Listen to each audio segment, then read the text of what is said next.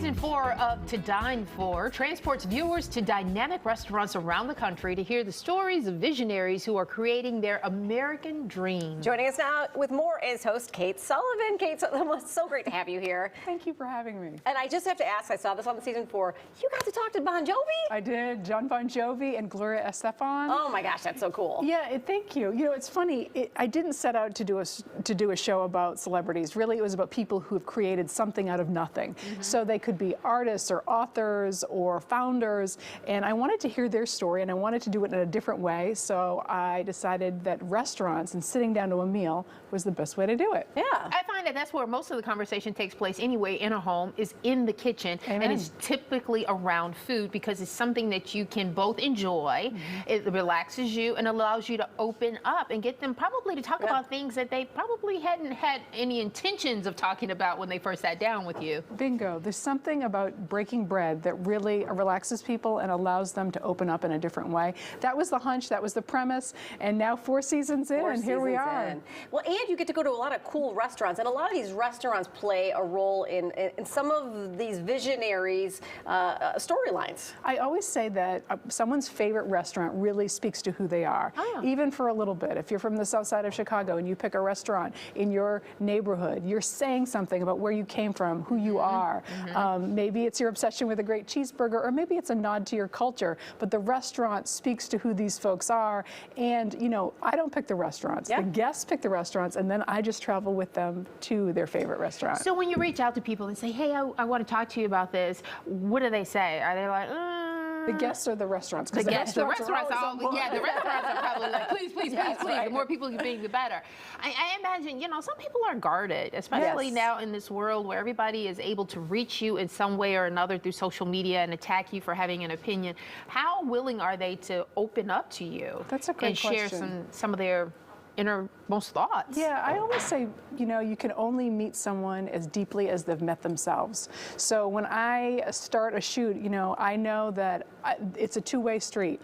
I'm going to come with an open heart, and I hope they do too.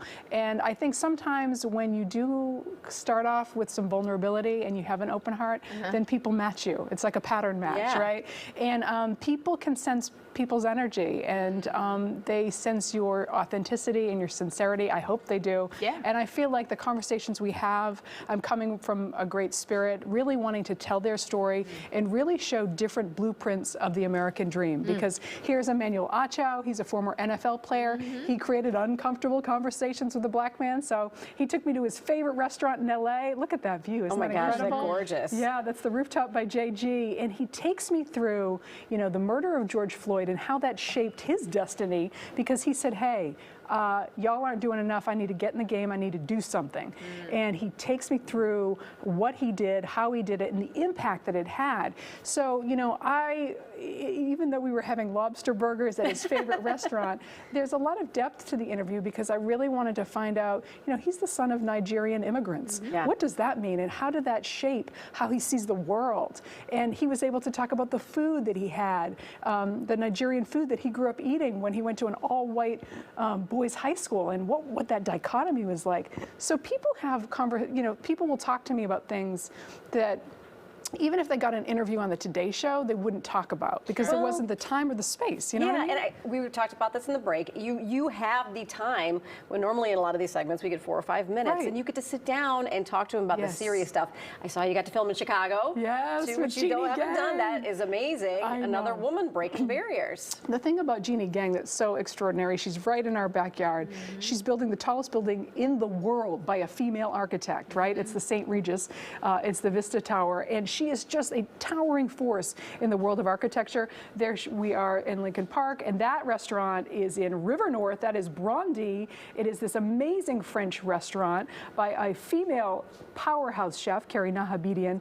And, you know, it was an extraordinary meal. You can see us. There's the dessert. Oh, wow. Isn't that incredible? It's like a piece of art itself. And she was saying there that you can tell something about how you build something by breaking it. And so she wanted to break the dessert before she ate it. So she's giving me an architecture lesson right in the middle of the meal. Where's the most fascinating place you've been, or who's the most fascinating person you felt you've talked to? Oh gosh, I feel like every guest on the program is so inspiring. Yes, I didn't mean to put you on the spot. Yes, no, I appreciate it. Well, this season we traveled to Anguilla, to the Caribbean island, and not exactly the island, an island off of Anguilla that has no electricity, no residents, but only a restaurant. It's called Sandy Island, and I traveled there with Caribbean journalist Sarah Greaves Gabadon to talk about her favorite restaurant and why she chose this remote restaurant really in the middle of nowhere, and how it speaks to how unique every part of the Caribbean is, and how she wants people, when they think about the Caribbean, to not just think about the sun and the sand, but to think about the people and the culture. Yeah. And yes. I remember I talked to you early on when you started doing this. Never thought you'd get to season 4 and all the places you've been. You didn't think it, and I didn't think it, Amy. I appreciate the honesty. Yeah, look where you've gone. I know. That's amazing. Well, Great stories. congratulations. Thank and you. many more seasons to come. Yeah, Thank you so much. absolutely. It's on Sunday. Sundays. Yes. Okay. All right. I think we had all the information. They put that up already? Yes? Okay. All right. Thanks, Kate. Thanks, Absolutely. Kate. Thank you.